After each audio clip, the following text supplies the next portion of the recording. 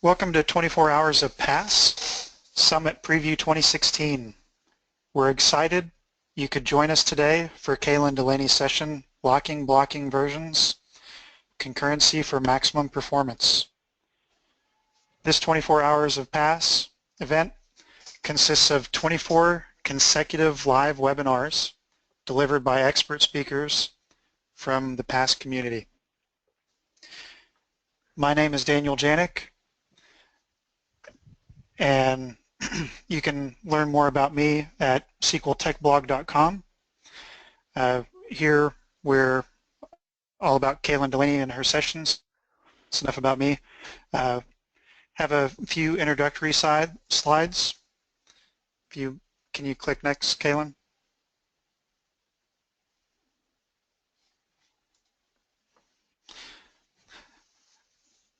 Any questions or requiring any assistance during the session, please type those within the question window. You can maximize or the screen resolution by zooming, and be sure to enter your evals after the session is completed.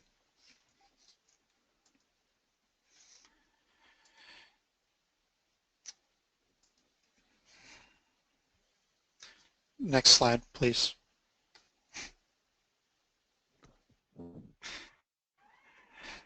I'd like to take a moment to thank our presenting sponsors, Microsoft, Idera, and Attunity. In addition, I'd like to thank the supporting sponsors for this event, Hewlett-Packard Enterprise and SQL Century. The staging of 24 Hours of PASS would not be possible without their generous support, and they are the reason the event is available free of charge. So be sure to check out the sponsors, Idera, SQL Century, Attunity, Hewlett-Packard Enterprise, Microsoft. They all have great products. Be sure to check out their websites and learn about the different tools that they offer and services. Next slide. In addition to the sponsors, the PASS community is has many things to explore for data professionals around the world. If you're not familiar with PASS, please check out SQLPass.org. The pass.org offers many local chapters and virtual chapters across the world. I've spoken at many chapters across the U.S. and in terms of that, there are also virtual chapters that you can attend. So make sure to look at the community connector and the newsletters. Next slide.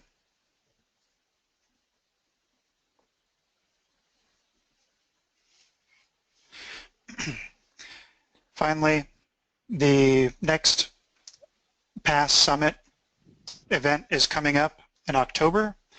The dates for PASS Summit in Seattle, Washington are October 25th to the 28th. PASS Summit 2016 features over 200 sessions with world-class data experts. It's the perfect place to network with experts and peers, and you can meet Microsoft engineers or the Microsoft engineering team behind SQL Server 2016. Make sure that you register before September 18th. The price does go up, and when you do register, make sure that you use the discount code 24HOP200 to save $200.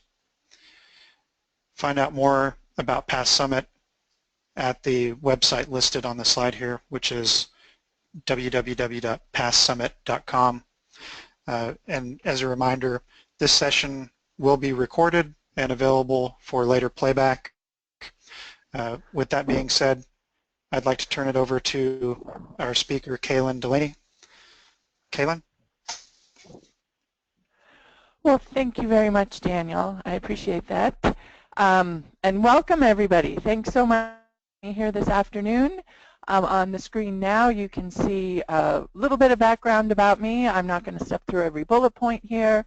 One thing I do want to stress is that I have been working with SQL Server for a very long time now, and I'm still not tired of it. I still love this product. I still look forward to the new features that are coming out. I still love working with it every day, and in fact when I'm working it is with SQL Server. These days I'm mostly doing writing and training about SQL Server. I do occasional consulting, but mostly it's the writing and the training and speaking at conferences and events such as this one today. Now, although the full day pre-con that I will be doing at the summit is called, has a much longer title than this. It's called Locking, Blocking, and Versions, and we'll deal with performance impacts of the locking and blocking in just 45 minutes today. We don't have enough time to talk about all of that. So I want to just focus on the main aspects of SQL Server locking and look at some of the metadata that's available for you to track down what's going on in your system with the locking. Locking is a very definite performance issue, but I will back up a little bit and say that actually it's not. Locking itself is not an issue. It's when the locking causes blocking. And we'll talk a little bit about when the locking might cause blocking and a whole lot more about it in the full session.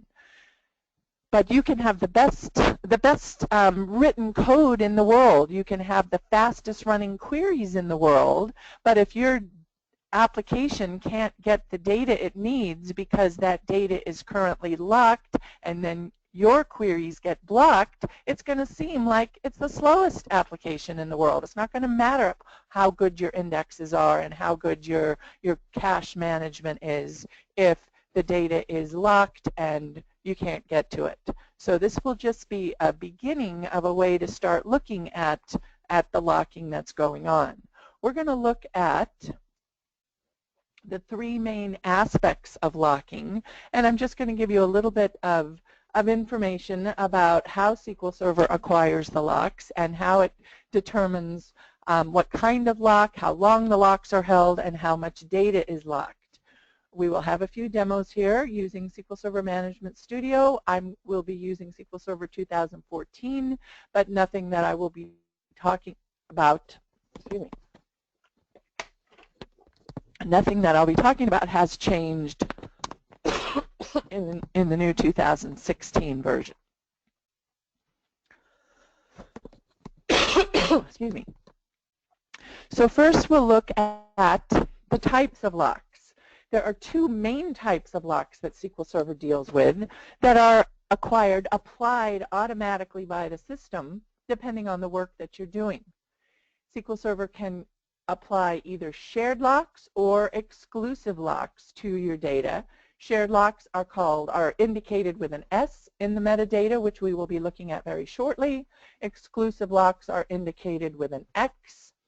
Shared locks are also sometimes called read locks in the academic literature that talks about multi-user systems. They talk about read locks being acquired when data is read. In SQL, this is the select statement, of course.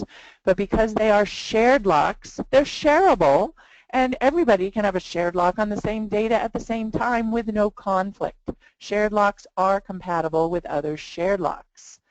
Exclusive locks, on the other hand, are lock.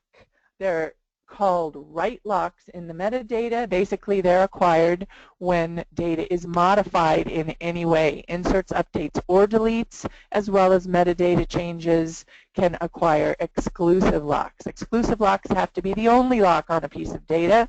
If someone has an exclusive lock, nobody can get a shared lock. If somebody has a shared lock, nobody can get an exclusive lock. And certainly if someone has an exclusive lock, nobody can get another exclusive lock. It's the only lock that can be on a piece of data. Well, we'll talk about how big a piece of data in just a few minutes. That's the third aspect that we'll get to. But before we do that, there's one other type of lock I want to mention, which is actually a hybrid. The academic literature doesn't talk about update locks at all. Update locks are something that SQL Server introduced basically as a deadlock avoidance mechanism. If you have a situation where two different processes are looking for data to be modified, two different processes are searching for one specific row, what kind of lock should these processes get while they're looking for the data to be modified? If they got exclusive locks while they're looking, it would block everybody from doing anything, even someone who just wanted to come and run a report, read maybe a few rows of data, check a price of something. If exclusive locks while you're looking, it would drastically reduce the overall concurrency available, the overall simultaneous access. But if everybody got shared locks while they're looking, we'd have a potential problem. Because if two processes were both looking for the same row and they both got to that row at the same time, they could both read the row with their shared locks because shared locks are shareable. But then if they both then said, oh, this is the row I need to update, neither one could change their shared lock to an exclusive lock. We call that a conversion. Convert a shared lock to an exclusive lock when you find the row you're interested in. Neither process could do that because the other process was already there with a shared lock. Each of the processes could be blocking the other, and we'd have something called a conversion deadlock. Update locks were introduced by the original SQL Server designers to avoid this type of deadlock. You get an update lock while you're looking for data to modify. Update locks are compatible with shared locks. If someone is just running a report, they won't be blocked by your update locks, but other processes with update locks will block, and certainly exclusive locks will block because they block on everything.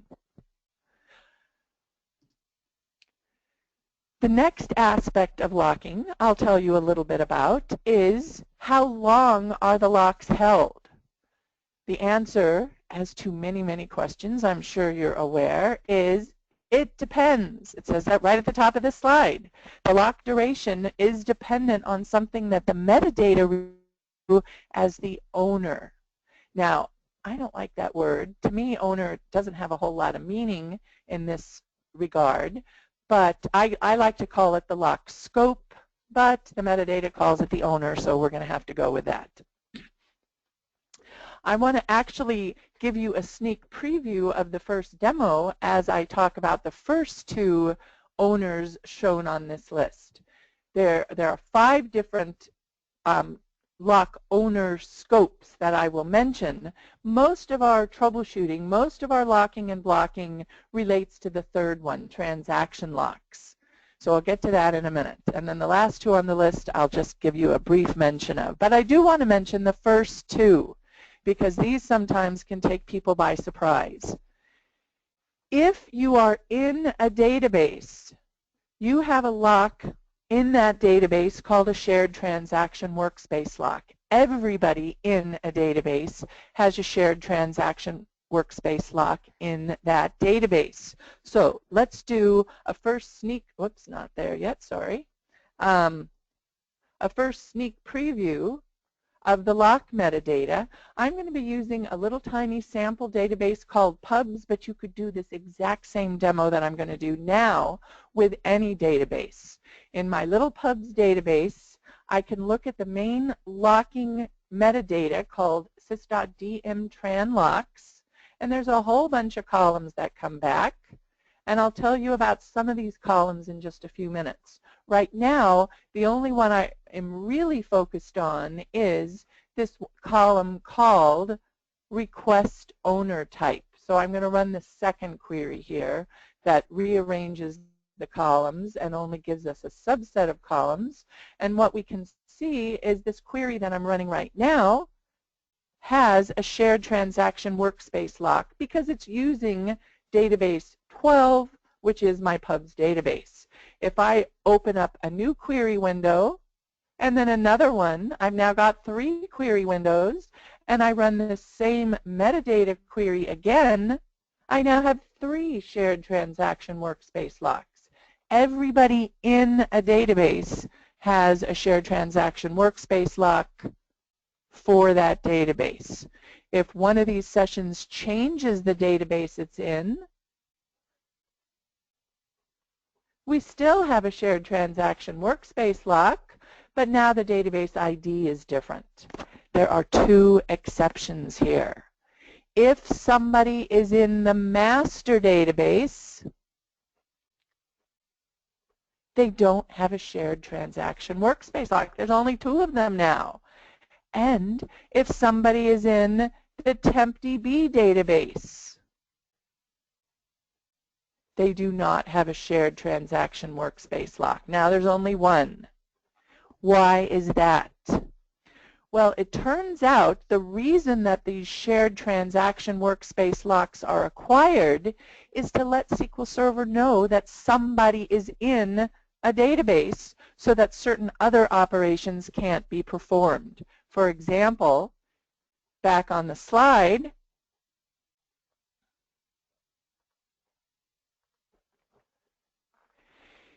if you're dropping and restoring, or restoring, not at the same time, dropping or restoring a database, you get an exclusive transaction workspace lock, and nobody can get one of those locks if somebody's in the database. Said another way, if someone's in the database, nobody can drop it. If somebody's in a database, nobody can restore it. SQL Server needs a way to make sure a database is not in use before allowing certain operations, and it's these transaction workspace locks that allow this, this checking to happen. So why don't we have these locks in master and TempDB? Well, you can't drop those databases. You can never drop master or TempDB, so we don't need to keep track of whether someone's in the database or not because you just can't drop it no matter what. Restoring, it doesn't work the same way. You can't restore TempDB. Master you can restore, but it's not done from a SQL session. It has to be done from outside as a command line operation, so it's a completely different process. Shared transaction workspace locks are what allow SQL Server to know someone's in a database, that the database is in use. Exclusive transaction workspace locks are what is acquired to make sure that when you're trying to perform some exclusive operation on the entire database.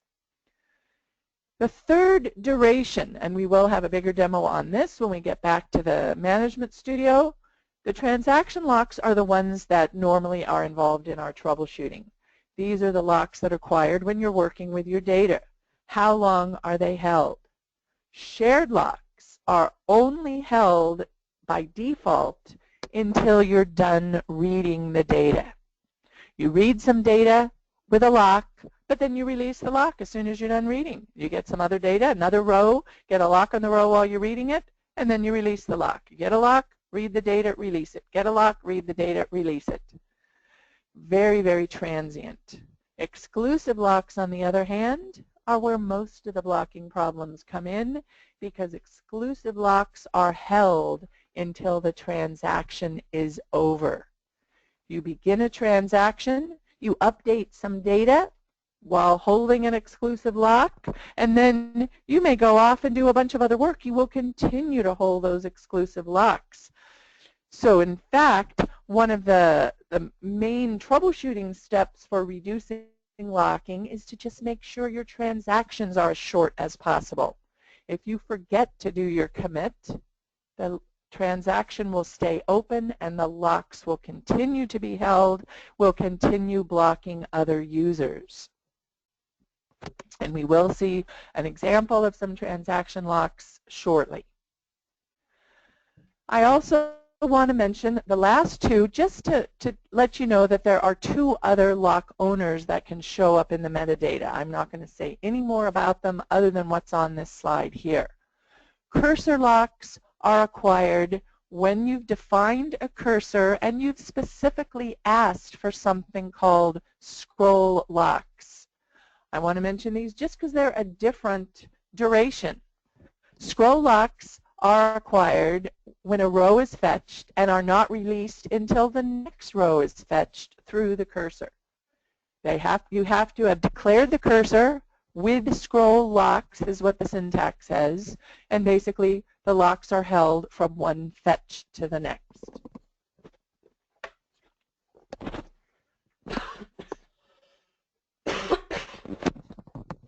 Excuse me.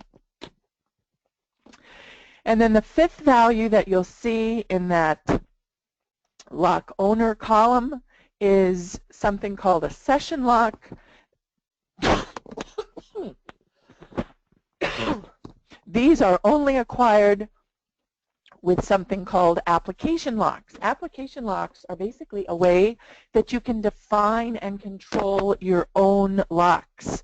We don't have time in 45 minutes to talk about them. In fact, I usually don't even talk about them in a full day session because they're relatively rare, but they are fully documented. If you're interested in defining your own locks, you can read about application locks. They are in SQL Server's Books Online documentation. And then the third aspect of locking I want to mention is called is the amount of data, the resource that's locked, or sometimes this is referred to as the granularity, the amount of data that's locked. SQL Server can lock units of data as small as a row. In the metadata, this would show up either as a RID lock if the row is a row of a heap, or as a key lock if it's a row of an index. SQL Server can lock pages or whole tables. It can lock partitions. It can lock extents, which if you're not familiar with, this isn't the place we're going to learn about them. And as we just saw for the transaction workspace locks, SQL Server can lock an entire database. Our transaction locks, though, the ones that require the bulk of our troubleshooting, are mainly concerned with the first three, are mainly concerned with row, page, and table locks. Now, some of you might be aware of the fact that way, way, way long ago, before SQL Server version 7, we didn't have row locks. The smallest unit of locking was a page. Back in SQL 6, we only had page locks, and locking, even then, without row locks, was a very expensive part of SQL Server's operations. I was very concerned when I heard that row locks were going to be introduced in version 7 because I thought there would be so much more overhead, it would be almost impossible to get a well-performing application. But I needn't have worried. The lock manager was completely rewritten for version 7. Locking is much, much more efficient than it ever was before. And one of the ways that happens is by SQL Server being only noticing conflicts if they're on the exact same resource. And I know I'm not saying much about this slide yet, but bear with me, I'm getting to it. So the issue comes up with if somebody has a row lock, how does SQL Server know not to let someone else get a lock on the table? The way SQL Server checks for conflicting locks is by looking at the exact same resource locked. Someone has a lock on row 12 on page 77 of table A. Somebody else wants to lock row 12, page 77, table A. There's a possible conflict. But if someone has row 12, page 77, table A locked, and somebody else just wants to lock table A, where's the conflict there? Those two things don't equal each other. One of the ways the lock manager is more efficient is by only doing an equality comparison. Does this lock request equal that lock request? The way that SQL Server can detect and determine that it shouldn't give the second user a table lock is by using something called intent locks. This whole algorithm we call multi-granular locking. Now, what this means is if somebody has a lock on a row,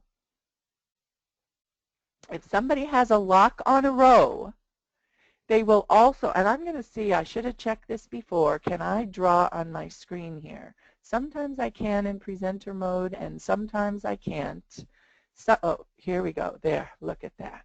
Wonders of modern technology. Somebody gets a lock on a row, SQL Server also gives them an intent lock on the page and an intent lock on the table. So then if somebody else comes along and says, well, I want to lock the whole table,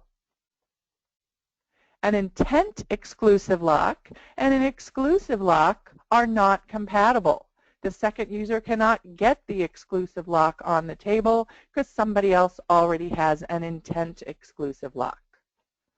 This is how SQL Server can tell that a unit of a bigger object has been locked by applying the intent locks. If someone has a row locked, the containing page and the containing table will both have the intent exclusive locks. This also works for shared locks. If you have a shared lock on a row, you'll also get an intent shared lock on the page and an intent shared lock on the table that contains that row.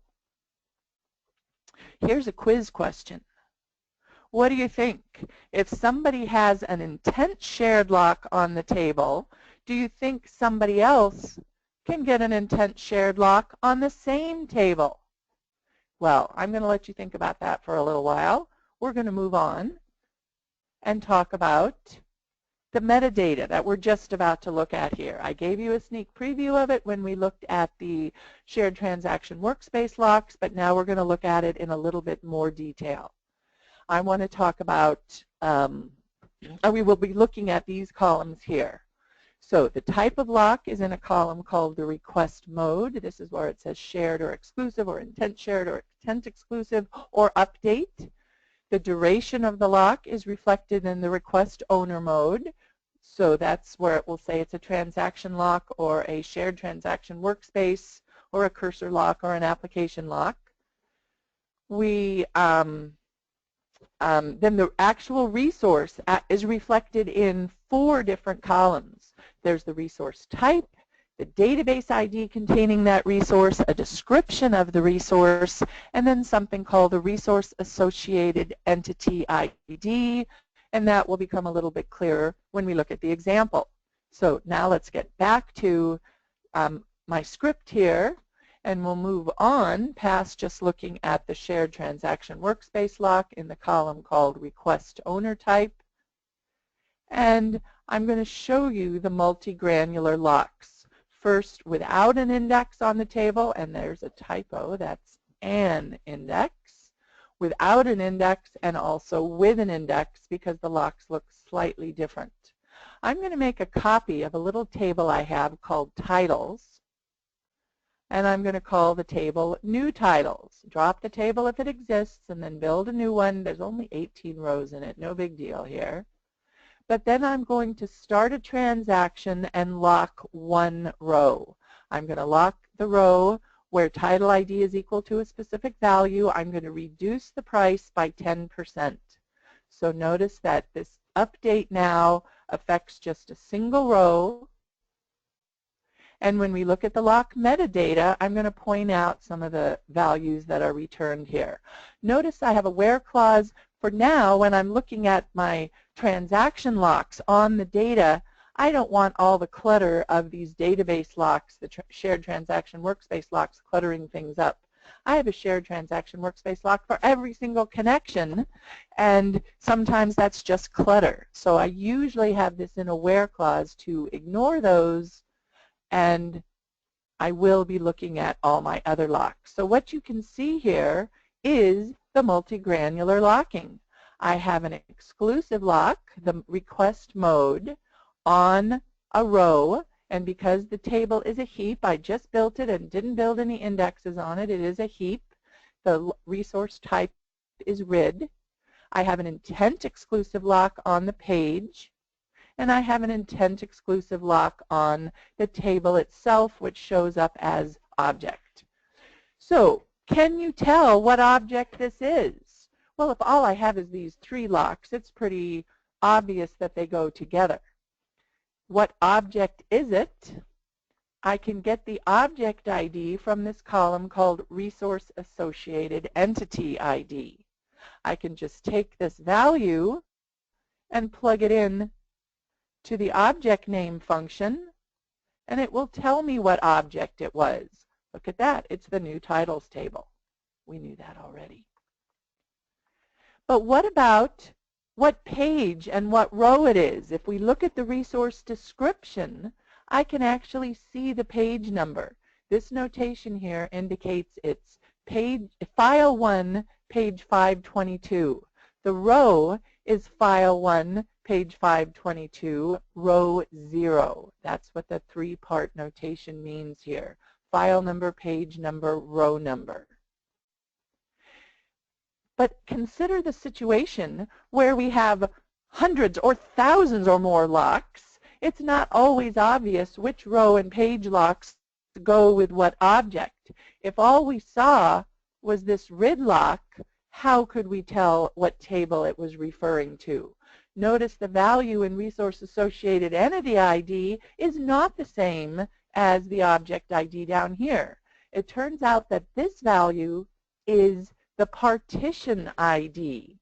So if I want to know what object it is, it's a slightly more involved query. Not that hard, though, because partition ID, the syspartitions view returns a column called object ID, and from the object ID, of course, I can get the name. So I take this resource associated entity ID, which is the partition ID, and I find the row in syspartitions with that value, and in that row there's an object ID which can then be translated to object name, and again I can see it's the new titles table. So let's see how that's different after we commit this transaction and release the locks. Now when we go back here, we see there are no locks other than database locks being held. Let's see what's different if I acquire a lock on the actual titles table, which has a clustered index, which means the row of the table itself are part of the index. It's almost the same, but there's a tiny bit of difference here. And that is the row lock shows up as a key lock.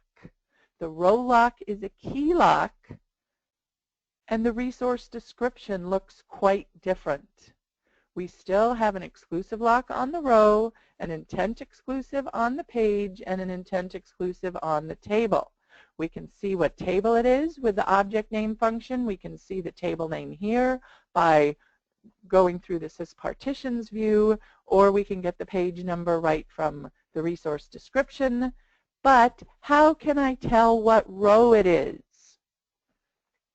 We see something which is actually, it almost looks like an encoded value. This is actually something called the hash key for the row. We can find the object name from the resource associated entity ID, but how do we find what row it is? Well, I'm going to show you an undocumented function which would allow us to figure that out.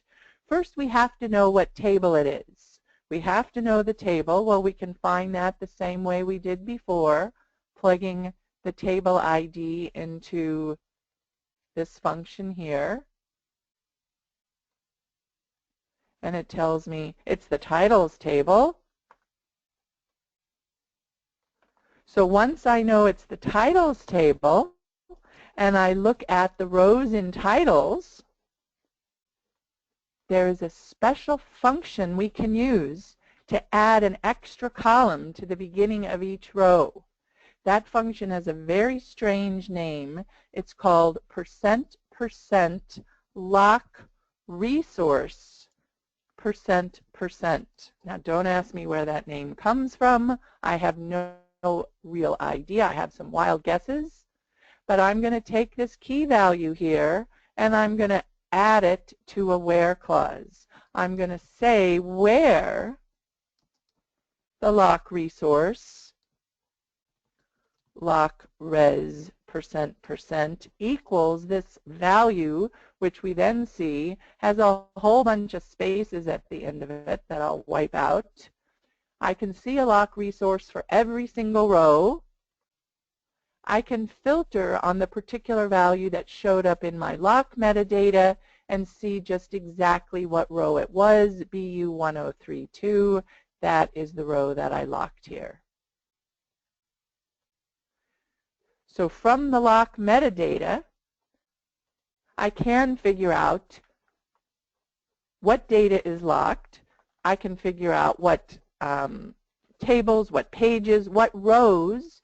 I also did not show you one extra column at the end here, which is the session ID, the process that's actually holding the lock. For troubleshooting purposes, that's almost always going to be important as well. So the default lock unit is a row, either a RID or a key lock, depending upon whether the table has a clustered index or not. But there are some situations where SQL Server doesn't want to lock individual rows because each lock uses SQL Server's memory. The same amount of memory is required, whether it's a row lock or a table lock. So which is cheaper, locking 10,000 rows or locking one table? Obviously, it's a whole lot less memory just to keep track of one table lock, but we need to find a sweet spot in there where we're not locking the whole table just for a few rows being locked, because then that drastically reduces concurrency. Once the whole table is locked, nobody else can get to it.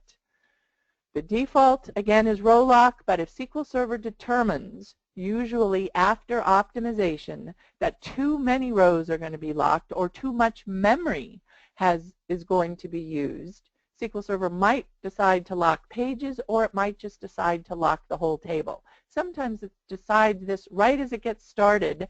Other times it waits until after execution begins and starts acquiring locks on each row or each page, and then says, wait a minute, this is way too many rows, way too many pages. I'm going to escalate this to a table lock. Escalation is done automatically after execution starts.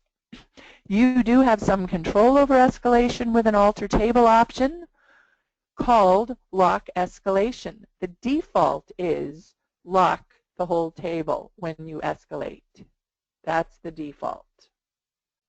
However, you could also alter a table and set lock escalation to auto, which basically means that when it's time to escalate, SQL Server will decide, should we lock the whole table or should we escalate just to a partition?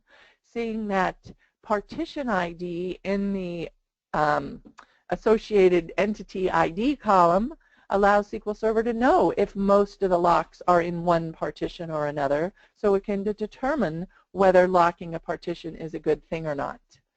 You also have the option to disable escalation altogether. No escalation for a particular table. I will stress that you should be really, really cautious with this on huge tables, because if the table has millions and millions or more rows and you've disabled lock escalation, you can end up with millions or more individual row locks, which can use a whole lot of memory and cause other problems, sometimes even worse problems than could occur by locking the whole table. The next slide is just a chart that shows you what's compatible with what. So we can talk about when blocking occurs. Blocking occurs when one process is requesting a lock on a resource that somebody else has in an incompatible mode. So here, if somebody has an exclusive lock and somebody wants to get a shared lock, those are not compatible. Where's my marker? Those are not compatible. But here, if somebody has an intent exclusive and somebody wants another intent exclusive, yes, those are compatible.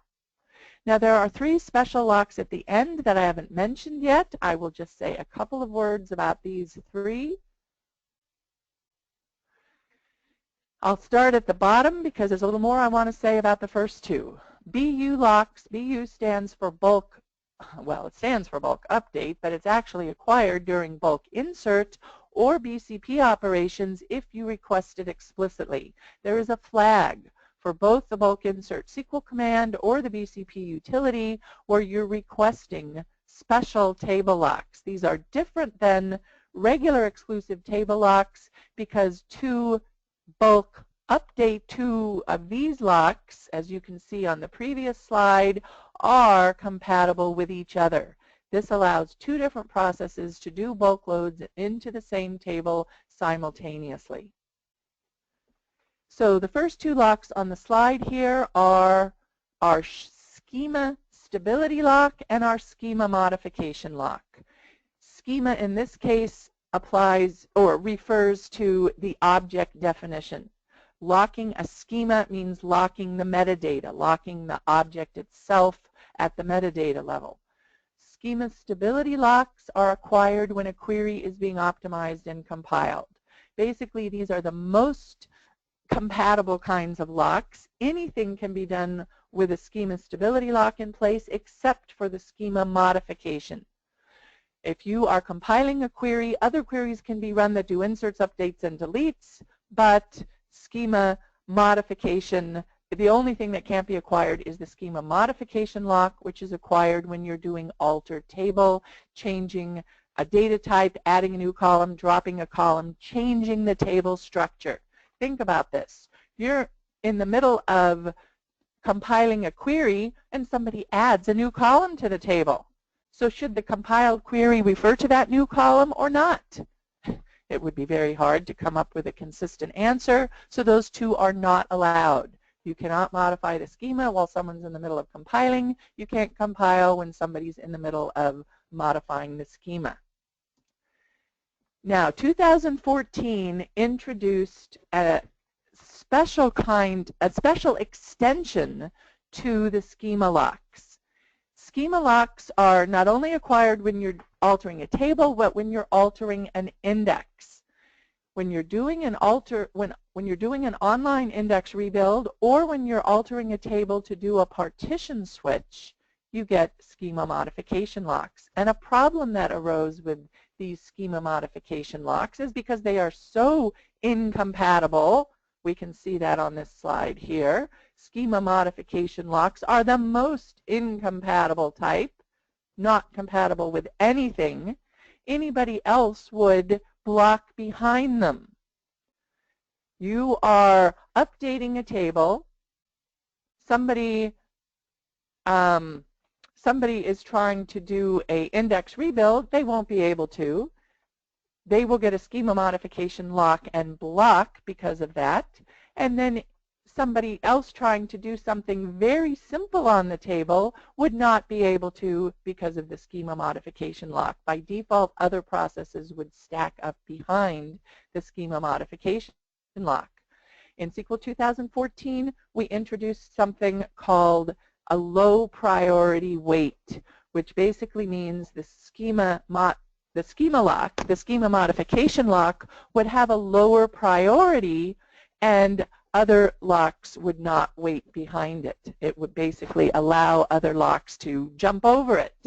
And you can specify a timeout period and say after a certain amount of time, the process that's waiting for the schema modification lock would just give up. It might actually revert to a high priority lock and kill whoever it's waiting for. That always seemed a little amusing to me. Low priority turns into highest priority. Or it could convert to regular wait status. And I know this is fast and furious here if you've never seen these locks before. And I know we're getting close to our time here, so I'll just show you a little bit of a demo here. I have a second demo, and we won't be looking at all of the aspects of it, but I just want to show you the general principles here. I'm going to drop this table called Small Facts, which is copied from my AdventureWorks database. I've got a table now with 1,000 rows in it. And what I'm going to do is do a select that holds on to the shared locks. If I use the hint called with repeatable read, SQL Server will hold on to the shared locks. I'm going to close all my other windows so they don't clutter things up. And another window is going to, sorry about that, another window is going to look at the locks that are being held.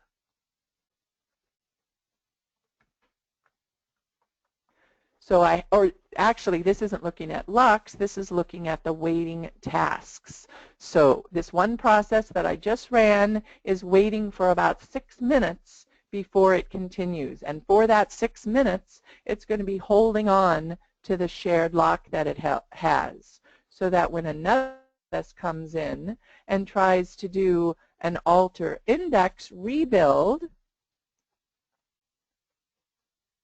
it will wait. And another process that's just trying the number of rows will also block. And if we look at who's waiting now, we see somebody's waiting for a wait for.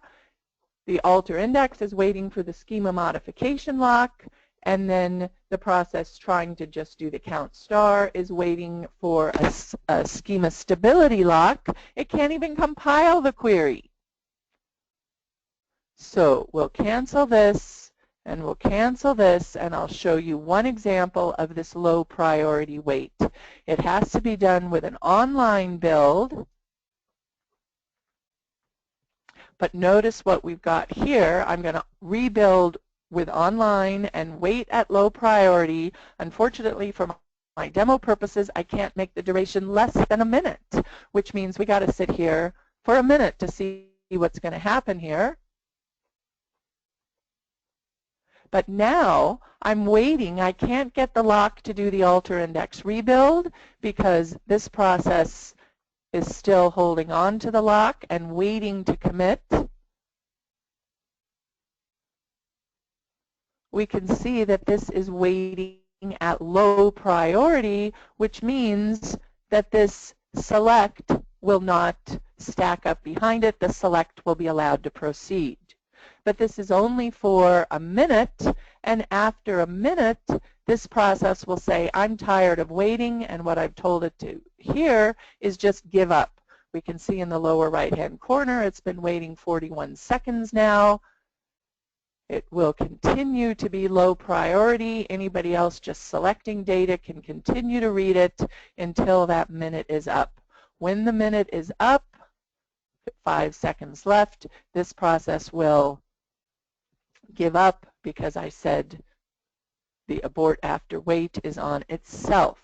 You could run the same demo and instead say don't abort anybody at the end of whatever time period, just go back to being a regular blocking wait, or the third option here, you say to kill whichever process is actually causing the original blocking, which would be this guy out here.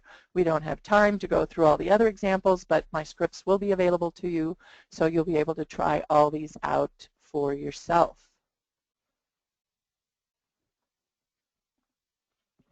So I know that was just the tip of the iceberg in what's available with locking and blocking.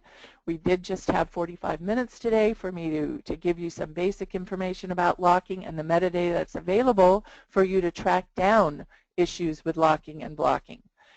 In my full pre-con, there's a whole lot more information we're going to be talking about. We will be looking at the isolation levels that SQL Server supports and how those relate to the locks that are acquired.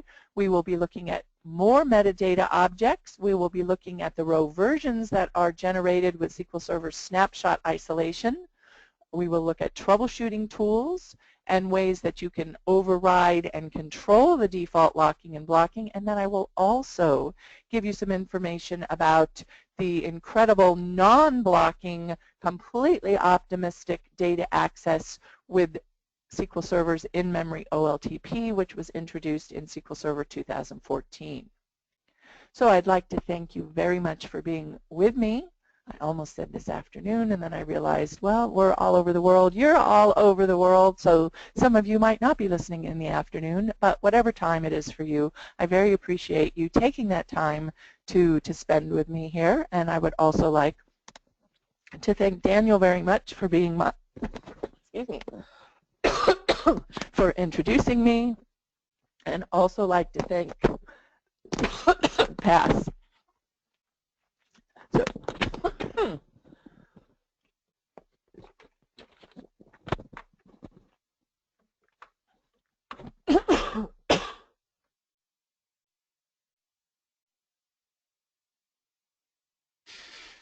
So, Kaylin, do we have time for a couple questions?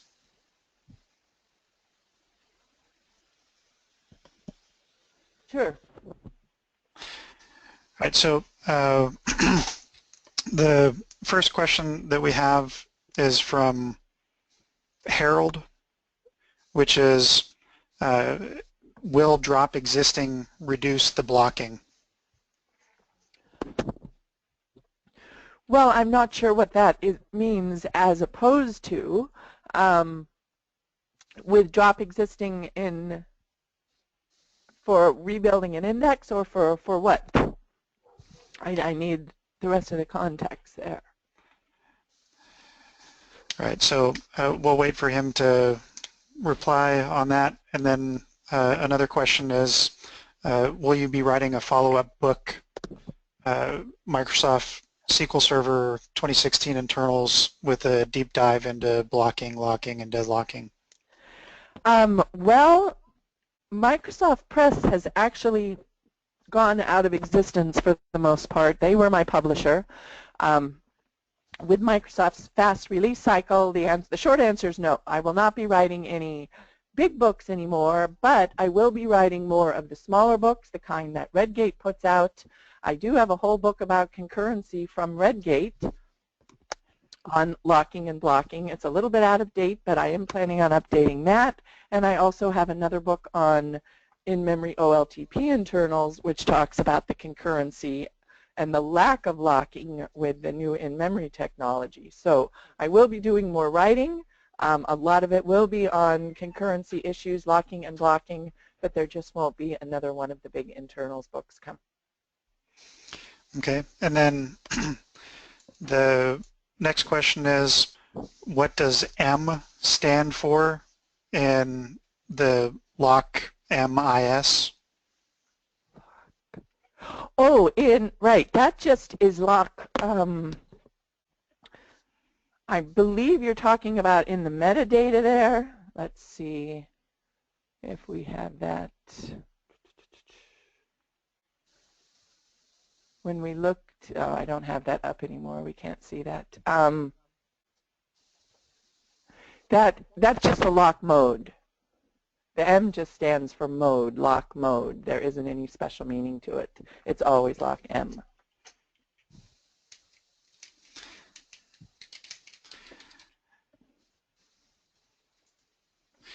Okay, and then looks like we have a couple other questions, and then we'll wrap this up. Are there any downsides to using RCSI when it comes to locking, blocking, and concurrency?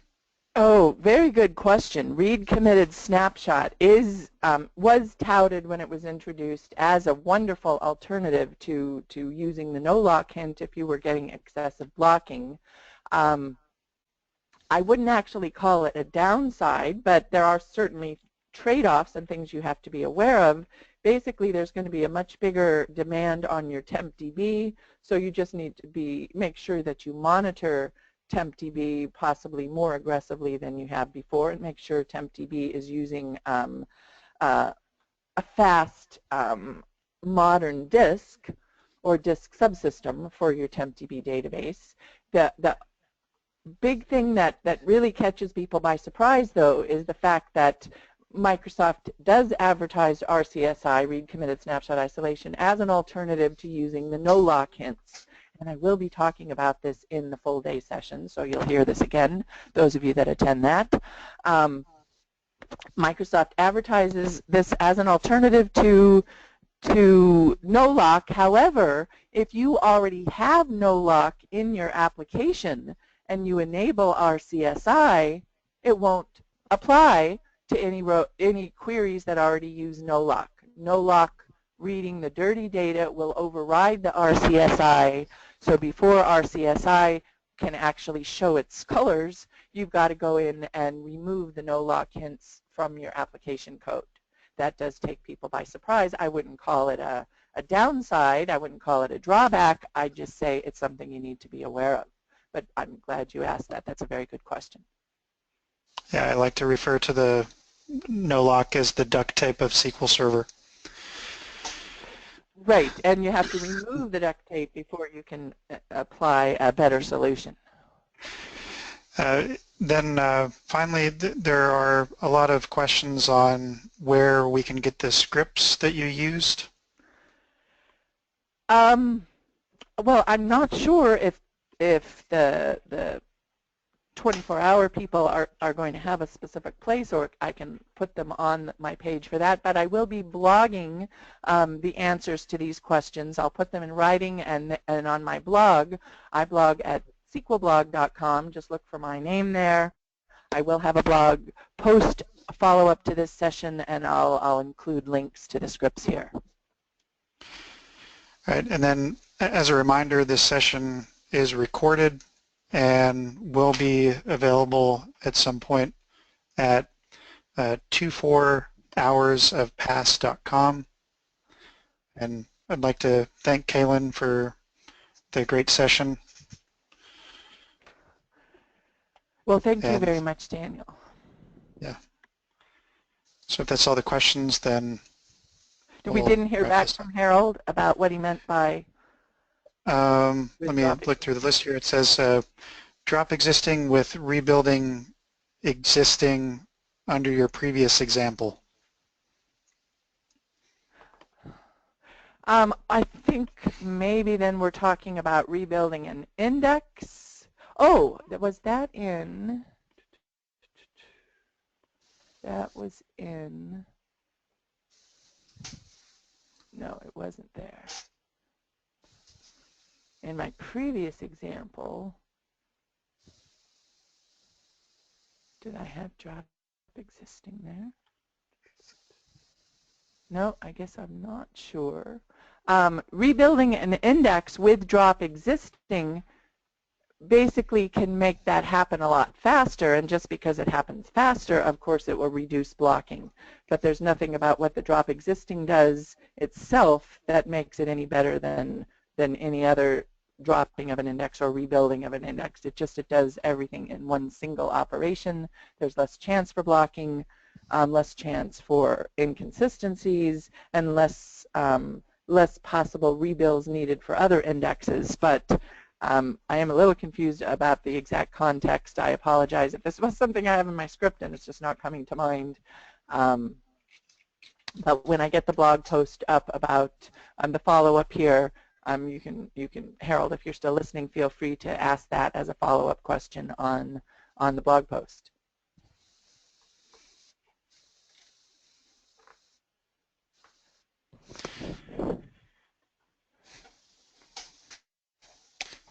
All right. Okay. Thank you, everyone, for joining.